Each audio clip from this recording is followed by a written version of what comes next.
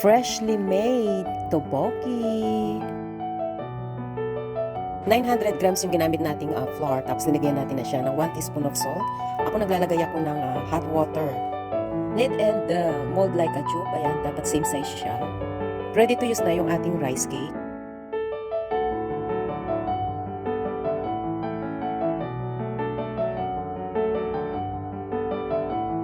Prepare na tayo para sa ating tteokbokki. Ayun yung ating gagamitin mga ingredients.